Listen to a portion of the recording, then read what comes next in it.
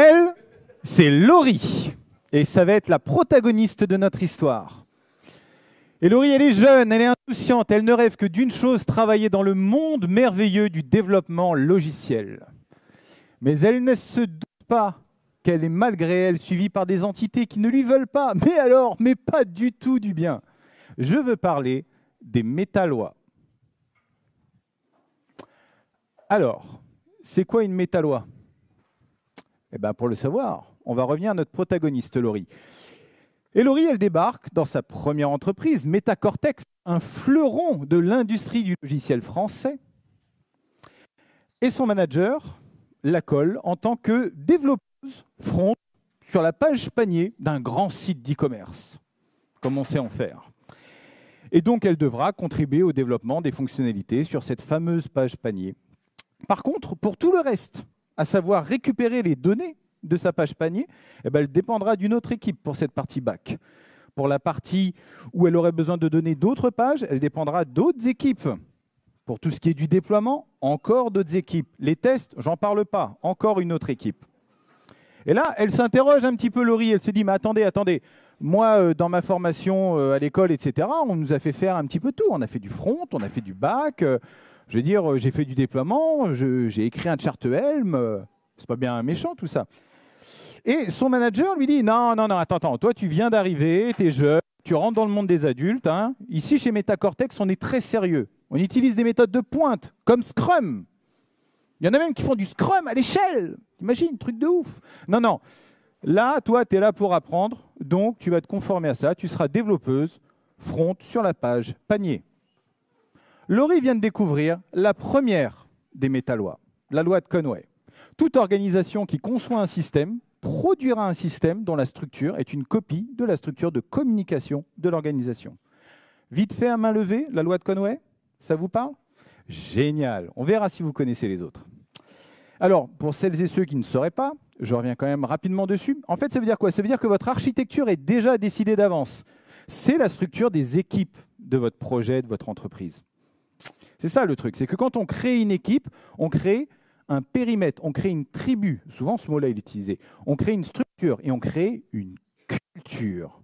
Et à partir du moment où on crée une culture, bah, c'est super difficile d'aller à l'encontre. Si vous voulez adresser les problématiques qui sont transverses aux équipes, bah, votre super stratégie de mise à jour du framework ou d'alignement des librairies transverses, etc., se heurte à la culture. Culture, it's strategy at breakfast. Sans aucun problème. Et à chaque fois, c'est extrêmement difficile. Alors, comment on fait pour mitiger éventuellement cette fameuse loi de Conway, cette espèce de mère des métallois? Eh bien, on peut utiliser un certain nombre de mouvances qu'on a vu apparaître justement, et elles ne viennent pas de nulle part en fait, ces mouvances. Le DevOps cherche justement à casser un peu la siloisation entre la partie Dev et la partie Ops. Le full stack sert à casser un petit peu cette espèce de séparation qu'on a créée, je trouve un peu arbitrairement, entre la partie front et la partie back. Voilà, donc suivez un petit peu ces mouvances-là parce qu'elles traduisent un sentiment plus profond. Alors après, moi, je ne suis pas du tout le sport, le foot, etc. Par contre, j'ai croisé des initiatives de Mercato où on fait tourner les gens d'une équipe à l'autre. Et l'idée derrière ça, c'est justement de casser un petit peu cet esprit tribal, de répartir un peu les bonnes pratiques qui auraient pu naître dans chacune des équipes et d'aller un petit peu en transverse de tout ça. Et si jamais vous avez des problématiques à adresser un petit peu transverse, l'idée des task force, moi j'ai participé à 2-3 task force, c'est sympa. En fait, une task force, c'est malin. On crée une équipe, donc avec sa culture, etc., mais limitée dans le temps. Donc après, l'équipe, elle meurt automatiquement, parce que c'était juste une task force. On reviendra là-dessus. Et a priori, tout va mieux. Voilà. Donc la loi de Conway, je m'en sers en introduction, parce que tout le monde quasiment lève la main, donc ça c'est plutôt cool. Et ça va permettre de parler surtout des autres. Et pour ça, eh ben, on va revenir à Laurie. Et donc, Laurie, elle commence à attaquer un petit peu les développements, etc. Et puis, ben, la base de code est quand même assez compliquée. Il y a des trucs qui sont particulièrement difficiles à comprendre. Donc, elle essaye de toucher. Mais à chaque fois qu'elle touche à quelque chose, il y a une autre partie de la page qui se casse un peu la figure.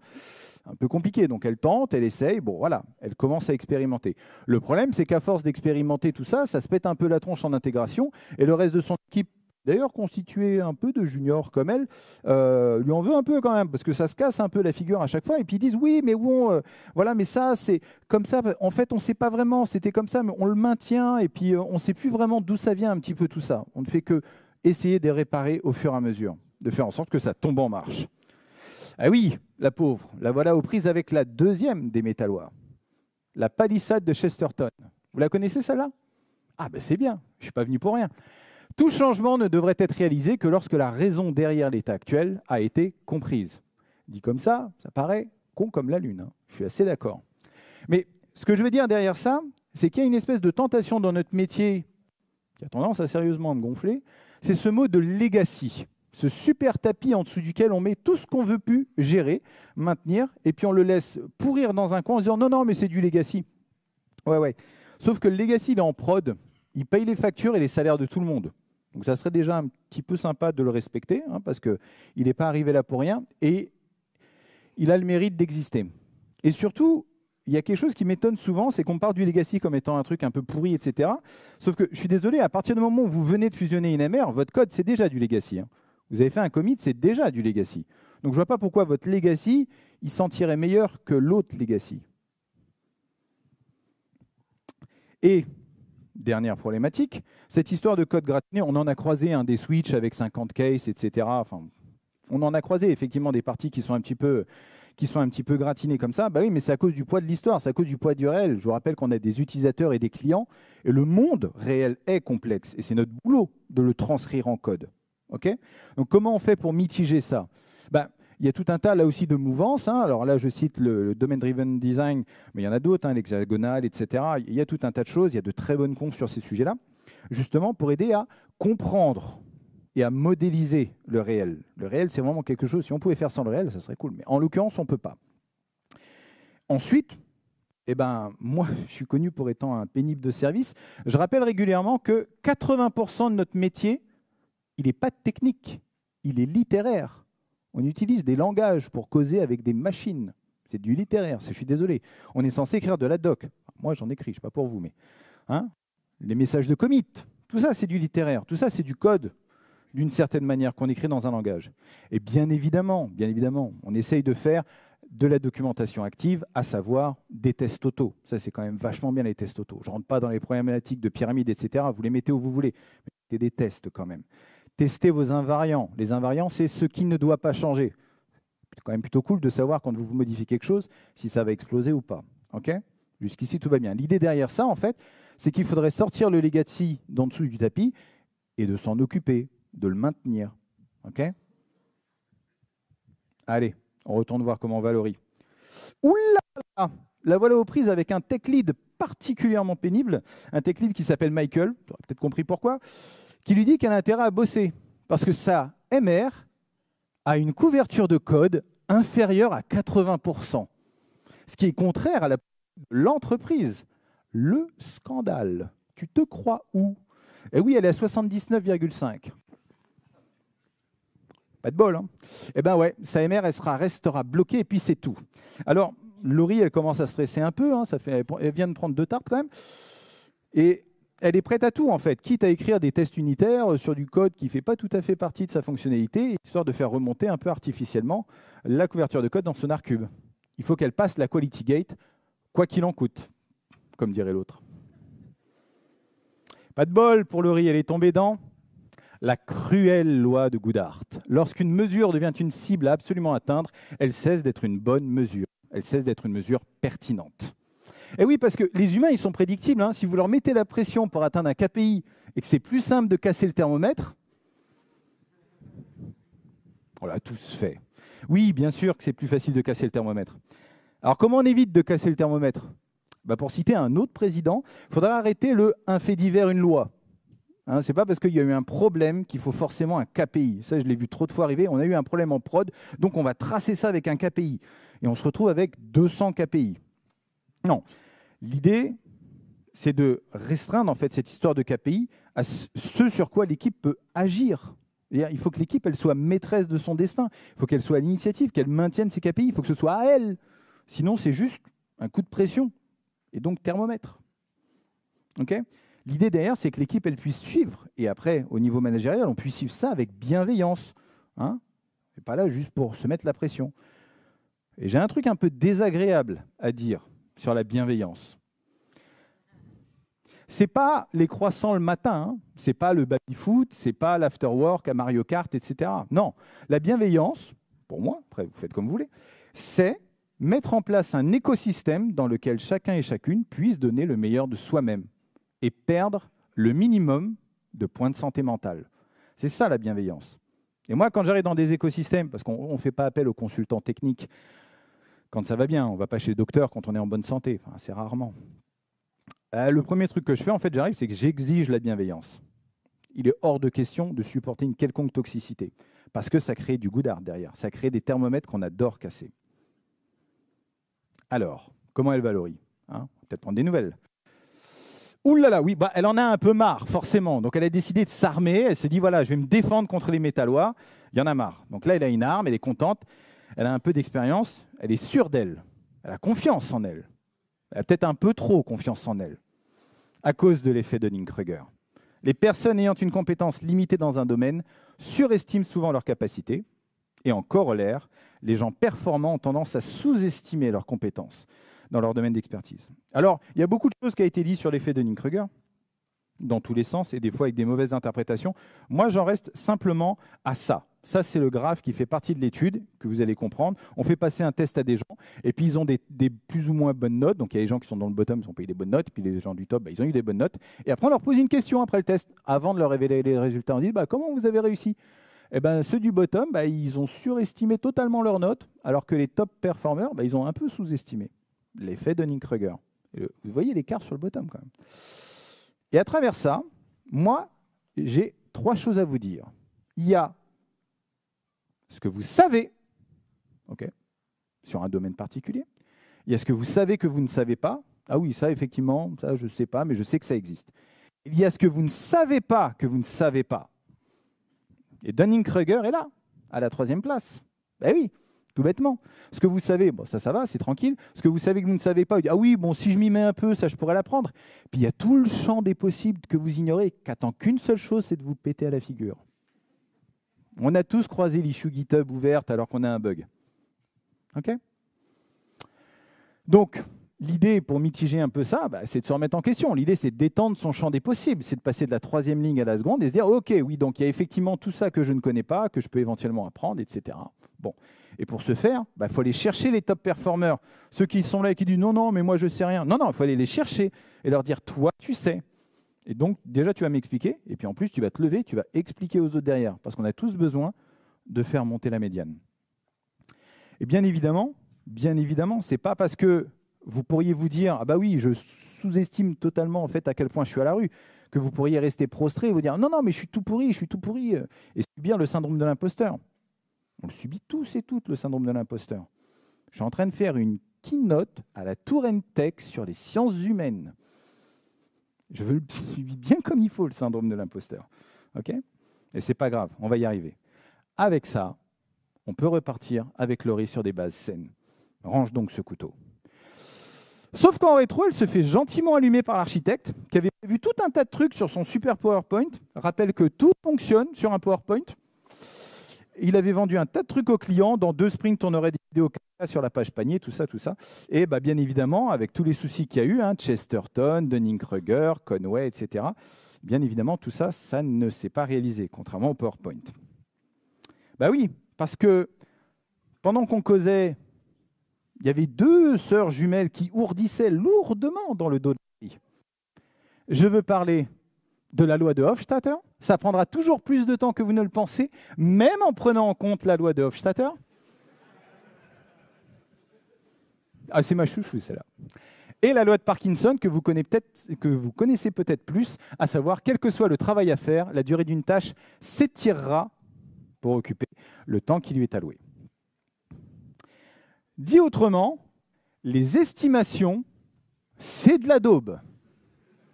Vous avez peut-être eu de la chance une fois de dire « je vais faire ça en 3 jours », vous l'avez fait en 3 jours, très bien, bravo. Et causalité, corrélation, tout ça. Non. Les estimations, c'est de la daube. On peut mettre des tailles de t-shirt, des story points, ce que vous voulez. Ça marche pas. En vrai, ça marche pas. Et je ne suis pas le seul hein, à parler de ça. Ça, c'est un blog post de David Heinemeier Hansson, DHH, à savoir le créateur de Ruby on Rails. C'est aussi le CEO de Hey et de Basecamp et d'autres choses que j'ignore sûrement. Software estimate have never worked and never will. Déjà, si des gens comme ça, qui sont dans la tech depuis des années, le disent, je pense qu'ils sont un peu plus légitimes que moi, même si ça fait argument d'autorité. Bah oui, parce que Dunning-Kruger, il y a tout ce que vous ne savez pas, et qui attend qu'une seule chose. Hein, vous pétez la figure. Il y a Chesterton, vous ne savez pas vraiment ce que vous êtes en train de modifier, si ça se trouve.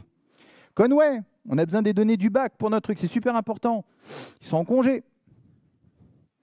Compliqué quand même. Et en plus, les rares fois où on aurait du temps pour travailler, on nous colle des réunions dans tous les sens. Ben oui, parce qu'on a aussi des managers, des scrum masters, etc., qui ont besoin d'occuper leur temps.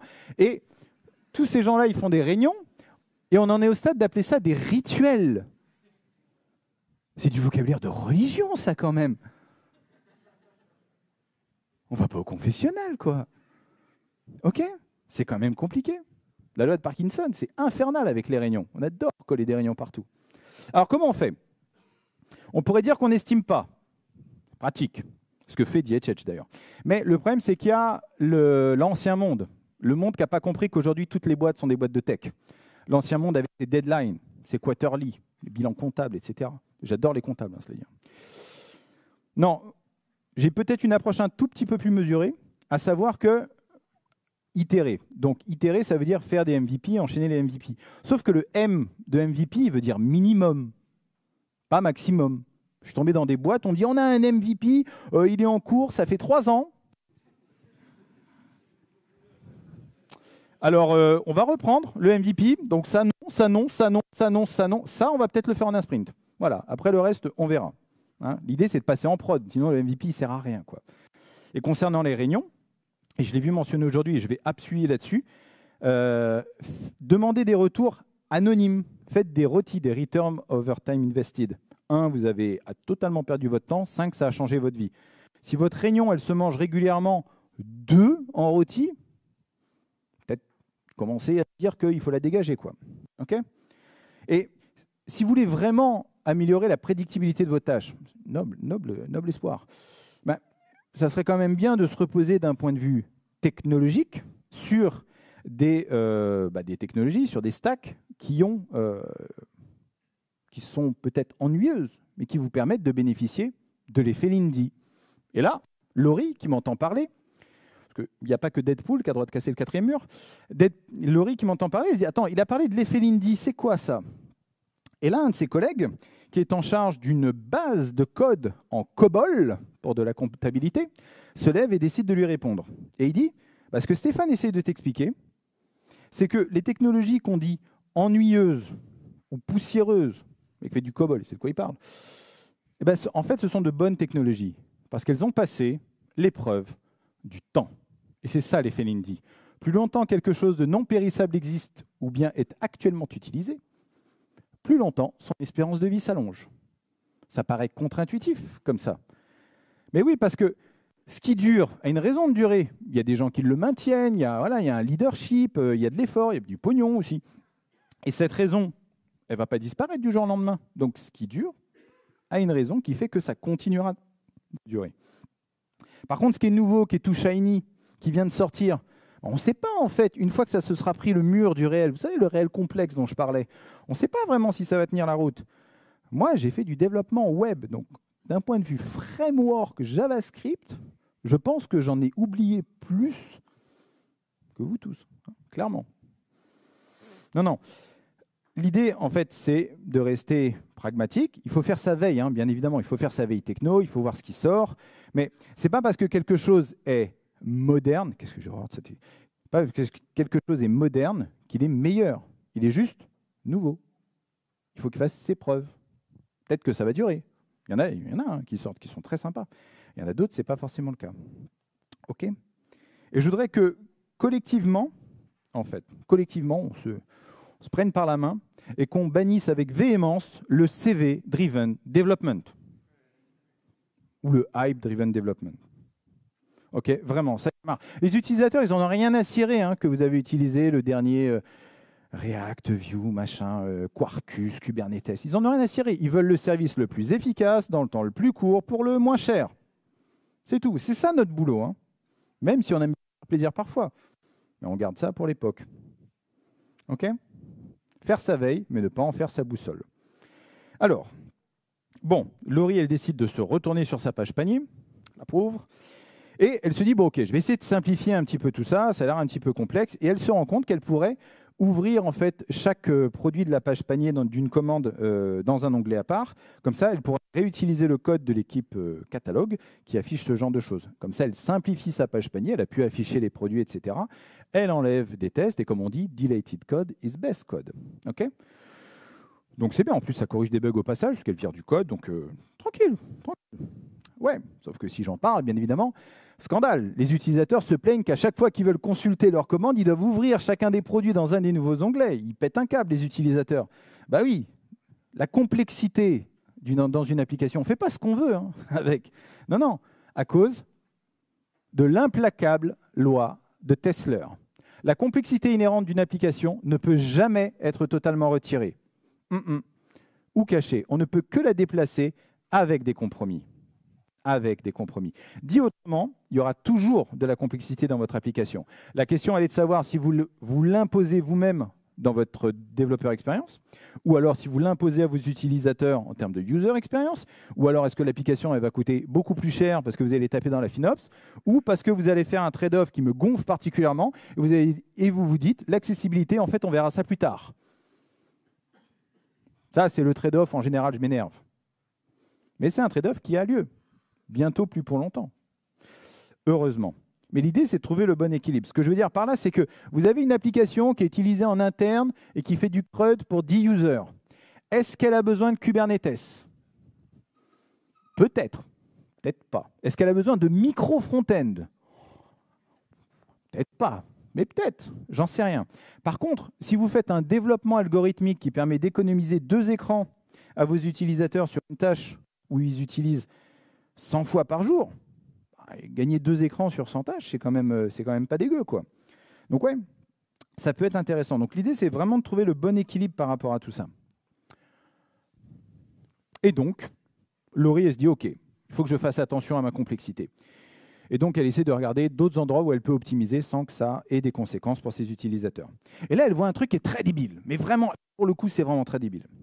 Quand le panier est vide, OK, il y a quand même une espèce d'article là dans les données JSON, etc., qui se balade, mais avec une quantité à 0 et un prix à 0. Elle reboucle avec sa PIO parce qu'elle n'a pas envie de se reprendre Chesterton. Hein. La palissade, elle fait mal. Et la PIO lui dit, oui, c'est un truc historique, on ne sait plus vraiment pourquoi c'est là, mais ouais, effectivement, ça ne nous sert à rien. D'autant plus qu'on n'affiche pas la page panier si le total il est vide. Donc nous, on s'en fout, quoi. OK. Laurie, elle supprime, confiante. Ah, ça n'a aucun sens, ce truc-là. En plus, ça simplifie son code, etc. Bug en production, le total de la commande dans le header, qui est géré par une autre équipe, affiche undefined. C'est ballot, hein? Voilà que son pire cauchemar se produit. Ce comportement n'a aucun sens. Il n'est documenté nulle part. Comment c'est possible que ça puisse servir à quelqu'un, un truc pareil? Ouais, mais il y en a un, en fait, les cauchemars, c'est sa spécialité. Je veux parler de la loi d'Irum, ou le contrat involontaire. Dès que vous atteignez un certain nombre d'utilisateurs de votre API, n'importe lequel, votre contrat ne sert plus à rien. Tous les comportements de votre système seront utilisés tels quels par quelqu'un. Et donc, c'est une autre équipe qui gère le header de la commande et qui se servait effectivement de ces espèces de pseudo-articles pour afficher le total. Plus d'articles, undefined, hein, ami JavaScript. Et en plus, ils ne vont pas changer le code dans le header, parce que le header, c'est le header legacy, tu comprends, il est un peu tout pourri, on est en train de travailler sur le nouveau depuis 3 mois. Donc c'est toi, Laurie, qui va rollback. Tu vas remettre le comportement pourri. Et il y a même un XKCD là-dessus. Une sombre histoire de barre espace qui fait chauffer le processeur. Donc, la loi d'Irum, comment on fait? A priori, on n'expose que ce qui doit l'être vraiment, et on communique largement sur les changements. Après, moi, j'ai fait des changelogs, c'est vraiment pas facile de faire une changelog. Je ne sais pas si vous avez essayé, mais c'est un exercice. Il y en a qui essaient de l'automatiser.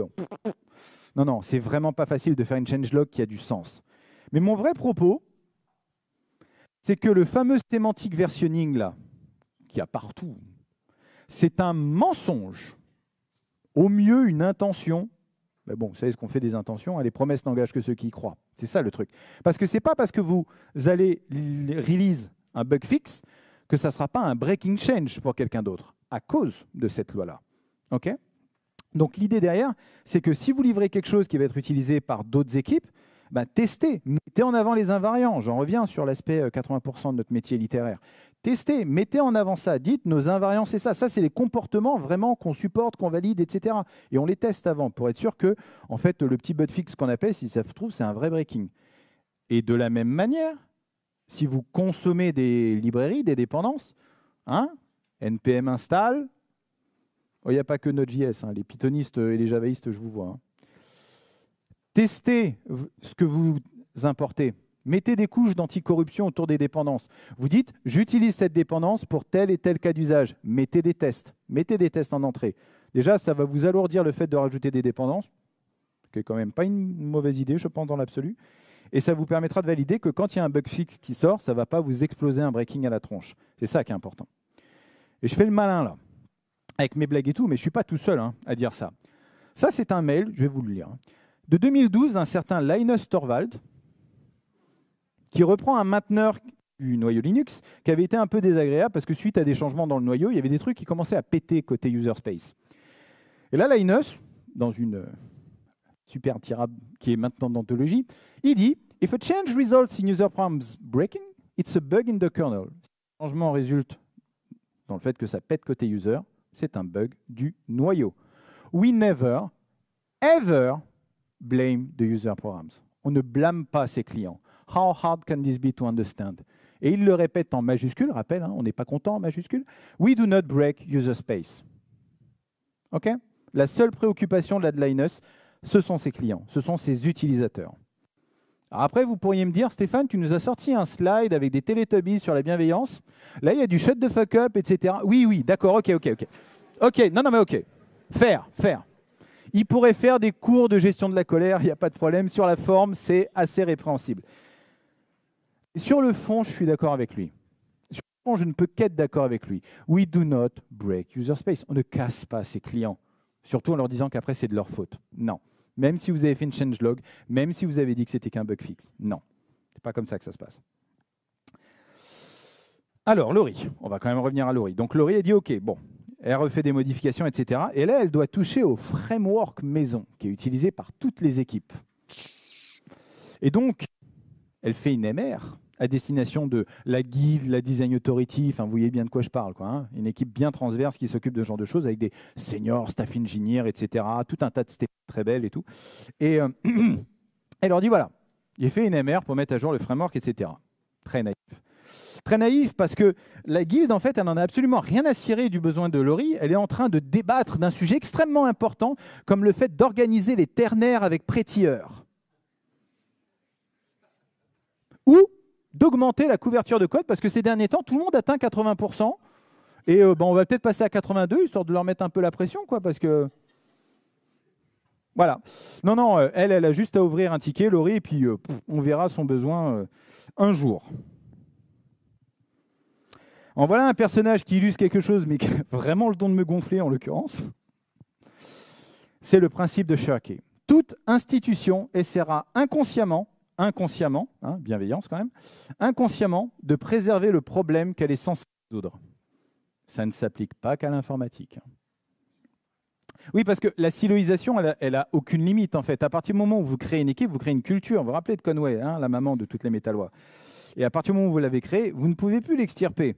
Donc après, on se dit, OK, les développeurs, ils font des touilles en prod, etc. Donc on va créer une équipe qui va faire des guidelines, qui va faire des workshops, qui va faire tout un tas de trucs comme ça. Et ouais, mais non.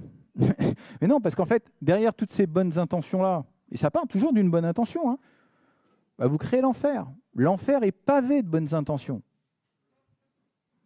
Là, je le répète souvent aussi. Parce que vous allez créer du good art comme ça, hein, 80, 82. Non, vous créez de la toxicité, en fait. Très, très facilement. Pas systématiquement, mais très, très facilement, si vous oubliez le principe de base. C'est vraiment des red flags. Quand j'arrive dans un client et que je vois ces équipes-là qui verrouillent tout. J'ai fait des workshops de 2 heures où on te dit il ne faut pas ramasser une clé USB par terre dans la rue et la mettre dans ton laptop. Okay. Après, s'ils l'ont fait, peut-être que quelqu'un avait besoin. Mais est-ce qu'il y a besoin de l'imposer à tout le monde, ça vraiment? L'idée derrière, c'est pas juste faire un workshop et puis après dire on leur a expliqué tout ce qu'il ne fallait pas faire. Maintenant, ils se débrouillent. Ah non, ça va mal se passer. Ils n'ont pas compris. Il y en a peut-être 2-3 dans l'assistance qui sont studieux, qui ont compris, ok. Et les autres, on en fait quoi?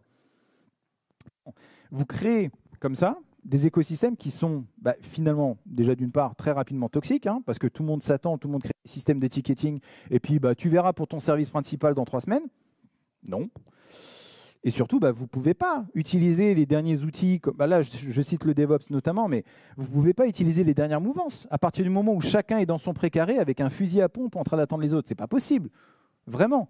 Si vous n'êtes pas un service support, vous devenez un service chien de garde ou un service tour d'ivoire. Et vous avez jeté la clé. Personne n'y gagne. Okay, personne n'y gagne. Puis les développeurs, ils adorent ça. Hein. Dire « Ah, on a foiré le sprint parce qu'il y a un ticket qui est ouvert avec telle équipe transverse. Plus notre problème. » Ils adorent ça, les devs. Alors non, on va essayer de... L'idée, c'est de revenir à ça. Vous êtes un service support, quel qu'il soit. Revenez-en à vos clients, revenez-en à vos utilisateurs. Et si jamais vous voulez, comme on dit dans les systèmes typo forts, rendre impossible à représenter les états invalides, mettez en place des démarches qui permettent à vos utilisateurs d'éviter de se tirer dans le pied. Des démarches comme, je sais pas, le platform engineering, ce genre de choses, les IDP, etc. Mettez en place, j'avais entendu parler de catalogue de services. Effectivement, là, vous bornez les choses, mais vous leur donnez quand même l'autonomie de pouvoir avancer. L'idée, c'est d'arrêter cette histoire d'illusion de la sécurité au sens large de la sécurité. De dire, on a fait notre taf et maintenant, c'est plus notre problème. Si, c'est quand même votre problème. L'idée, c'est d'arriver à ça. Moi, c'est ce que je dis à mes clients quand je débarque et que je vois que les gens ne se parlent plus, qu'ils s'envoient des fions sur Slack, etc. Non.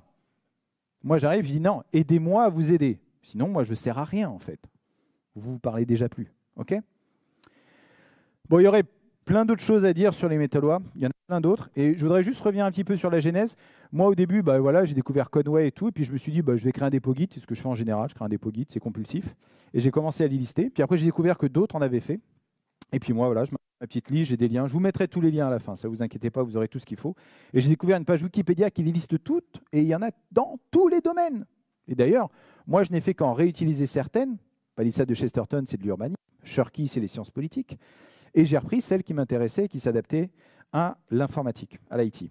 Et la raison pour laquelle j'ai décidé d'en faire une conf et pas juste un dépôt Git, c'est que moi, j'ai voulu mettre des mots, en fait, sur des situations plus ou moins malheureuses, qui nous sont tous arrivées à un moment donné. Je suis sûr qu'il y a au moins une des métallois là-dedans où vous vous êtes dit « Oh, ça me rappelle quelque chose ». Oui, les métallois, elles existent. C'est des comportements humains. C'est à la base même de notre humanité. Okay, c'est nous qui avons créé les métallois d'une certaine manière. Et l'idée, c'est de vous donner des outils pour les mitiger. On ne peut pas les éliminer. Hein. J'ai utilisé le verbe mitiger à chaque fois. L'idée, c'est de vous donner des outils pour pouvoir les combattre un petit peu. Parce que si vous n'avez qu'un seul outil, vous risquez de subir le marteau de Maslow. Si le seul outil que vous avez est un marteau, tout finit par ressembler à un clou. Il en fallait bien une dernière quand même. C'est valable pour les hard skills comme pour les soft skills. Bon, comment elle va, Laurie? Elle vous paraît pas un peu mieux armée pour survivre dans le monde merveilleux du développement logiciel? Elle a pris un coup de vieux, oui, ça nous arrive à tous, vous savez. Alors, qui suis-je? Moi, je suis Stéphane Trebel. J'ai passé une douzaine d'années dans les ERP à ferrailler contre les métallois. Et à un moment donné, j'en ai eu ras-le-bol. Je suis parti dans le développement web. Je me suis refrité avec les métallois. C'est là que j'ai compris, en fait, que ce n'était pas lié au domaine. Et maintenant, j'ai vu la lumière et je fais du Rust.